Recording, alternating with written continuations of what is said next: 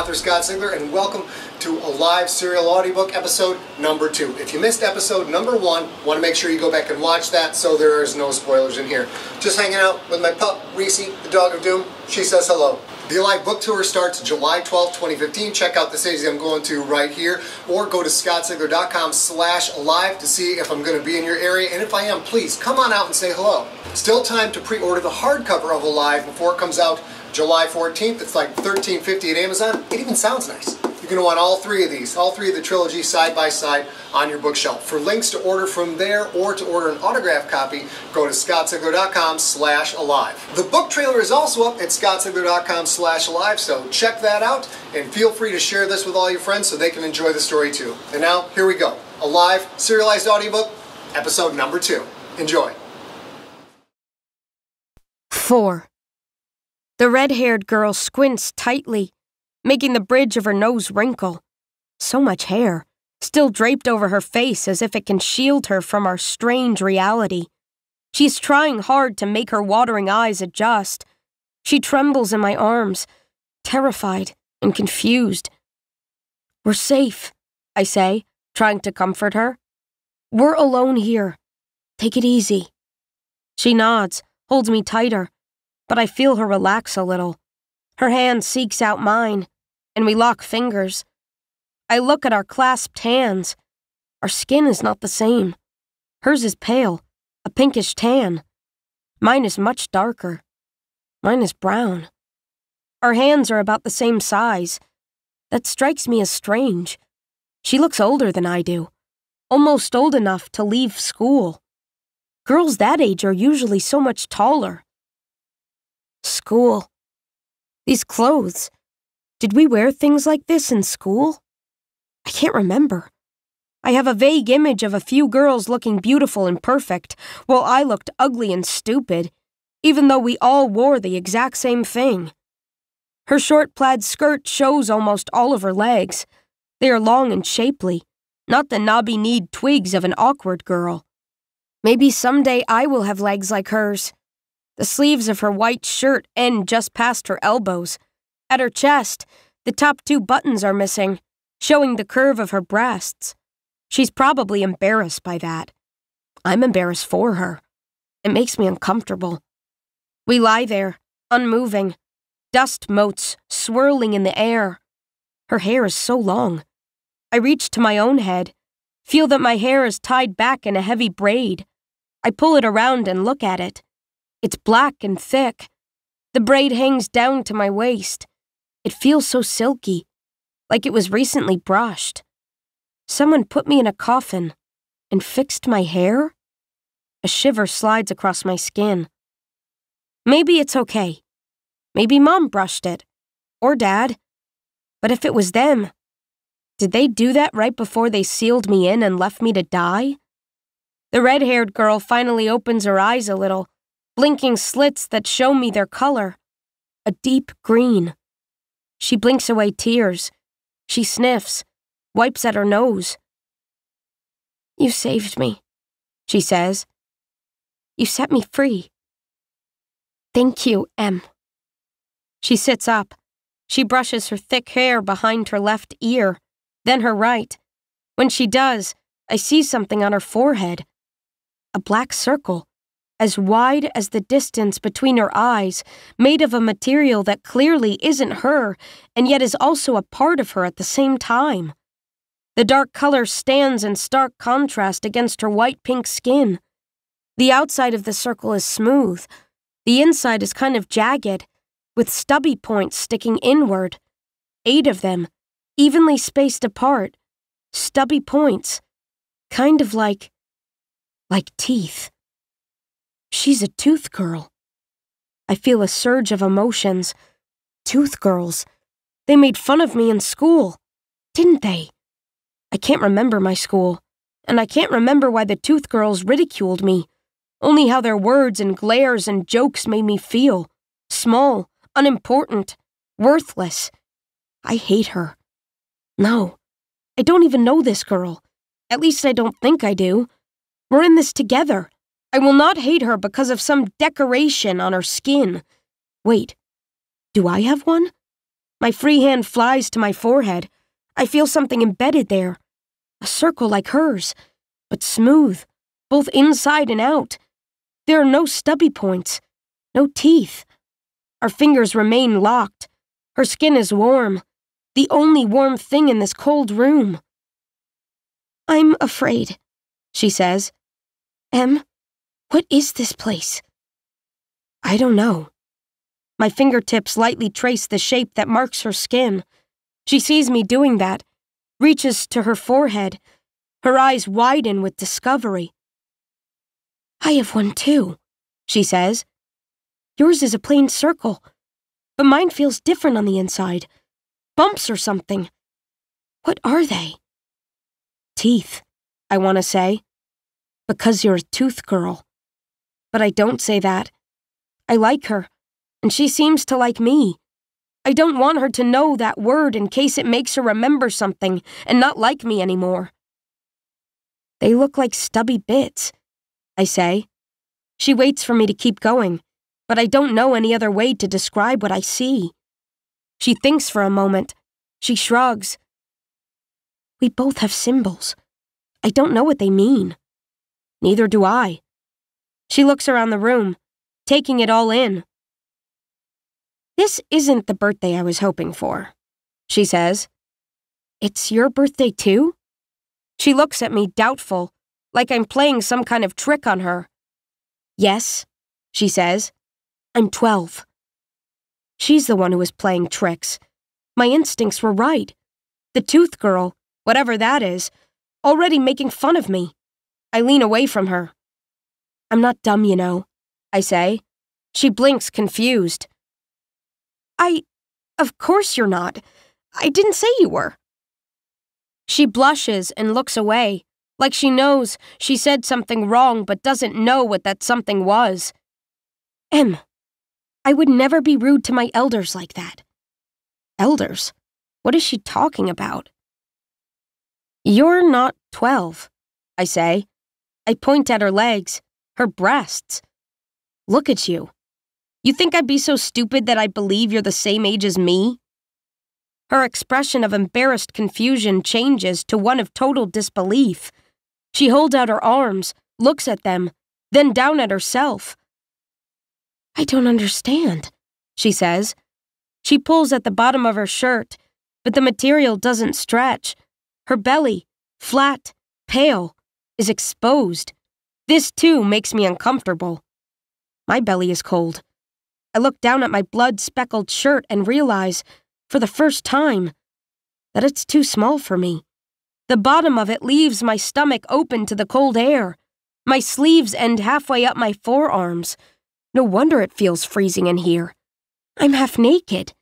I touch my belly, suddenly self-conscious. This seems wrong. Like showing bare skin is a bad thing. The shirt is too tight against my breasts. Or are my breasts too big for my shirt? I feel them. They weren't this size before. Were they? No, they weren't. I'm sure of it. I can't remember anything, but I know my body has changed. The red-haired girl stares at me intensely. I realize I'm touching myself right in front of her. I look away, put my hands in my lap. She feels her own chest. Her eyes widen with surprise. What happened? They weren't like this before. I shake my head. Same with me. So, you say you're 12? She says. You look 19, maybe 20. You look like a grown woman. So do you. She nods slightly. She looks off, glancing at nothing in particular. Her lips twitch, like she's saying half words that I can't hear. It doesn't make sense, she says finally. We need more information. Until then, we have to believe what our eyes show us. She again cups her breasts. She isn't ashamed at all. She's measuring, thinking. The corners of her mouth curve up in a small grin. I can't recall what I asked for, but I'm pretty sure I wasn't expecting these as a present, she says. Maybe it's a good birthday after all. I mean, other than being locked up in the dark. Her fascination and delight with her body's unexpected change hasn't completely taken the fear out of her eyes. She reaches up, touches one of the carvings on her coffin lid. A jaguar, I think it is. One eye smashed and splintered from where I hit it. "Some of these images seem familiar," she says. "I can't place them, but, well, they're familiar." My coffin has them too.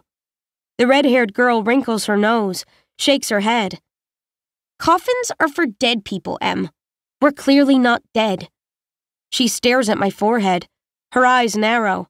She's trying to work something out. Then she looks away. Does she remember what my circle means? If so, she doesn't share. She points to the jewel-encrusted rod lying on the ground beside me. "I think I know what that is," she says. I pick it up and wipe dust off the metal. I move it closer to her so she can see it better. "Maybe you used a weapon like this before?" For the first time, the red-haired girl smiles wide. It lights up her whole face. She looks amazing. Her eyes gleam with delight. I'm not sure it's possible for a person to be more beautiful than she is right now. "It's not a weapon," she says. "I think it's a tool." A tool? That never crossed my mind. She starts to nod, like she's sure she's right, then stops. Her smile fades. She's not sure. She isn't sure about anything. "Em, do you know my name?" "No." "Let's find out what it is." I stand, take her hand and help her up. She seemed so tall at first, but I'm only a tiny bit shorter than she is. I lead her to the front of her coffin. Just like with mine, there is a flat area surrounded by dust-covered jewels. I brush it clean. Blue jewels frame the engraved letters, T. Spingate. "That's you," I say. "I think. Your name is Spingate. Does that make you remember anything?" She frowns. Her lower lip quivers. Her eyes water. And this time, it's not from the light. Her eyelashes are long and dark. I suddenly have a desperate urge to find a mirror. Do I have green eyes like hers? Spingate shakes her head. "I can't remember anything. I remember my mom, sort of, but I can't remember her face." As soon as she says that, I realize I have no idea what my parents actually look like. Mom and Dad, they're blank spaces. I know the concept of my parents. I know they loved me and I loved them. But their faces? Their names? Nothing. Spingate sniffs, wipes away tears. She nods slowly, as if accepting things for what they are. She studies our surroundings, taking in the walls, the ceiling, the door arch. "Em, do you know what's outside this room?" "No idea." She looks at the coffin across the aisle, where I found the weapon. "That lid isn't shut all the way. Was that one yours?" I point to my right, to the last coffin in our row. I see my path of footsteps through the dust. "I was in that one," I say. Spingate stares down the aisle for a few moments. Her mouth moves a little again. When she does that, it's like she doesn't even know I'm there. She looks me up and down. "How did you get all bloody?" Other than smears of dust, her shirt is clean and white. "There was a tube in my coffin," I say. "It stabbed me with a needle. That's what woke me up." Her expression darkens. Maybe she realizes that if I hadn't broken out of my coffin, she would still be in hers. "Em, how did you get out? There's no one else here." I shrug. "I got myself out." She gives me a strange look, as if the concept is unthinkable. Spingate's hands reach to her shoulders, rub slowly up and down like she's hugging herself against the chill. She walks across the aisle, wobbling a bit, but standing on her own, then kneels at the foot of the coffin with the slightly open lid. She brushes off the nameplate. It says, B. Brewer. The stones are purple. Maybe we can use the tool to open it and see if someone is inside? We've been sitting here talking, and I never thought that there might be others trapped like Spingate was, like I was. All these coffins. Maybe one of them holds a person who knows what this place is and how we got here. I walk across the aisle and jam the heavy bar's forked end into the small crack. The lid closest to me under the bar, the forked end under the lid farthest away. I push down. The lid doesn't budge. I rise to my toes, pull all my weight on the bar. I can help with... I've got it, I say, my effort turning the words into grunts. I hear a slow creaking coming from the lid.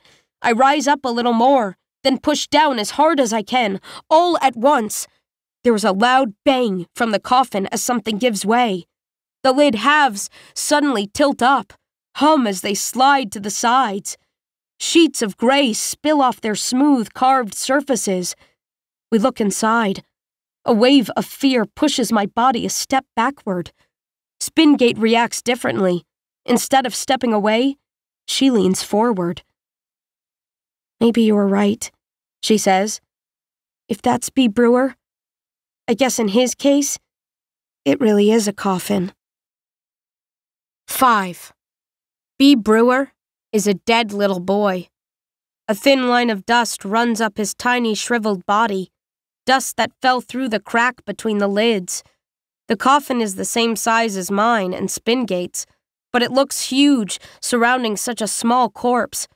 The skin of his face is dried so tightly to his skull that it's cracked in some places, showing the bone beneath. His eyes are empty sockets. His lips have shrunken back, showing 2 rows of discolored teeth. It looks like he's smiling. I feel sick to my stomach. Brewer is wearing a white shirt and an embroidered red tie, black pants and a black belt instead of a plaid skirt. Even if he wasn't all dried up, the outfit would have been too big and too long for his little body. Pitted, crimson-spotted bars hold down his hips, ankles, and hands, even though his feet and wrists are hidden inside his pants and sleeves. Spingate points to his tiny forehead, to a symbol, just as black as ours, embedded in his dried skin. It is a circle with 1 line down the middle and 1 running from side to side. A cross, she says.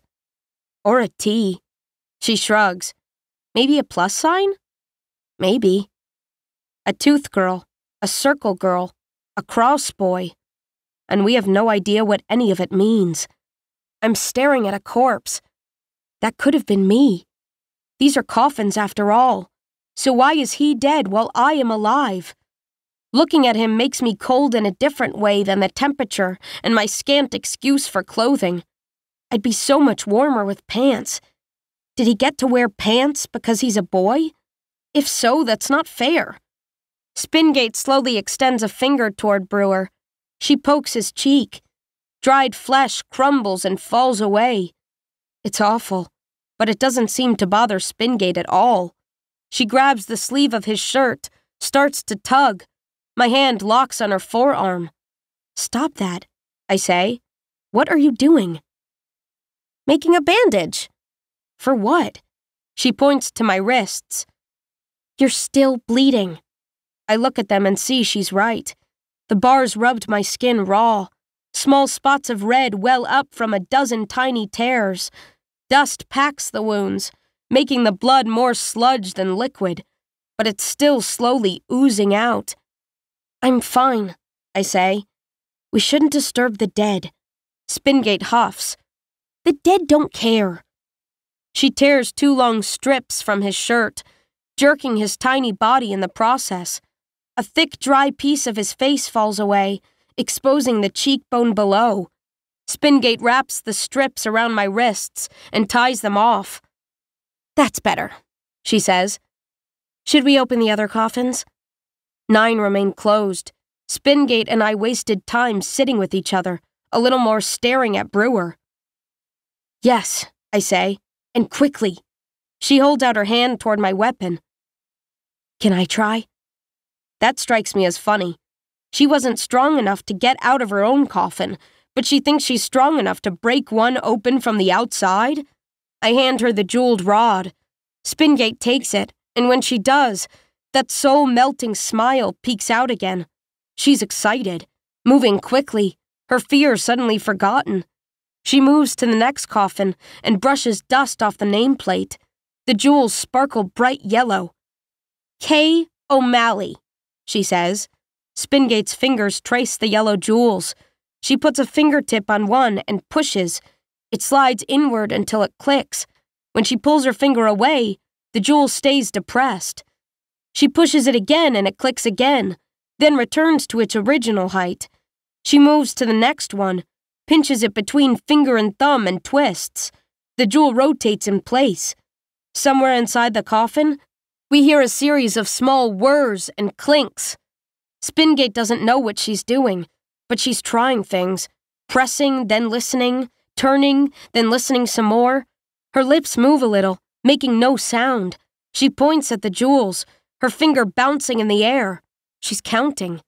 She lifts the weapon, touches a pattern of jewels on its shaft, then presses a similar pattern on the jewels surrounding the name K. O'Malley. A hidden panel on the side of the coffin slides up fast, revealing the negative space of 2 small circles. Spingate laughs, delighted at her success. She stands, then slides the rod's prongs into the circles. They fit perfectly. I hear a click. She lifts the end of the rod. A deep thrum comes from inside the coffin. The lid halves, shudder. Dust powders down from them as they slide neatly to the sides. Inside, lying motionless, eyes closed, is a boy. A sleeping boy, dressed like Brewer, but as big as we are. Bigger, even. His shoulders press against the coffin's white fabric. The toes of his black-socked feet touch the end. He has thick brown hair. His skin is darker than Spingate's, but not as dark as mine. He is beautiful. The symbol on his forehead is a circle like mine, but the right half is solid black. His clean white shirt is far too small for his smooth chest. Some of the buttons are missing. There is no dust on him. None at all. No blood either. The bars holding his waist, wrists, and ankles seem far too tight. I stare at him. I can't help it. I feel strange. My insides shiver. He's breathing, Spingate says, her words a hushed breath. He's alive. I need this boy to wake up. I need him to see me. Give me the weapon. I mean the tool. I'll break his bars. Just a moment, she says. We might not have to break anything. The tool is still firmly locked in the coffin's side, sticking up at an angle. She looks at it, then at O'Malley, then at the tool again. She presses a pair of jewels on the handle. Nothing happens. She thinks, presses a different pair. Then the bars across O'Malley's wrists, ankles, and waist split in the middle and snap down, vanishing inside the coffin's padded lining. Other than the gentle rise and fall of his chest, he doesn't move.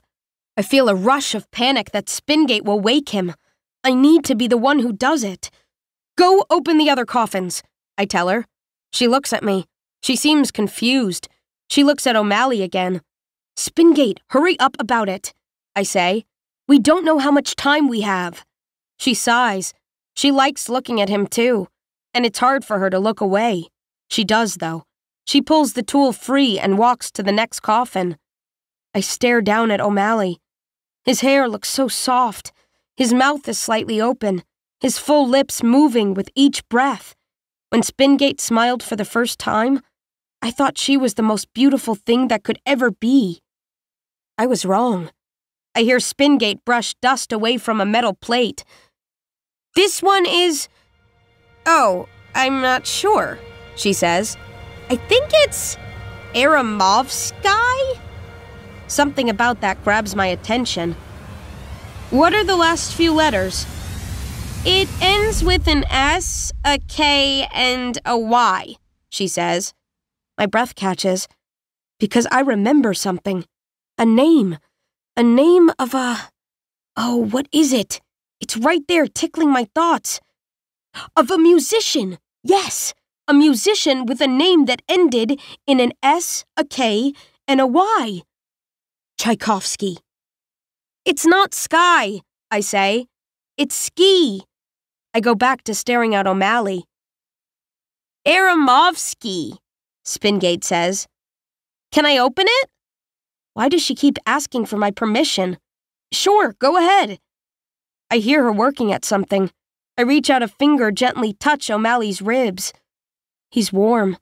The contact sends a prickling sensation across my skin. I don't feel cold anymore. He doesn't respond. What should I do? What if he doesn't wake up at all? I hear that thrum again, hear Spingate laugh as Aramovsky's coffin opens.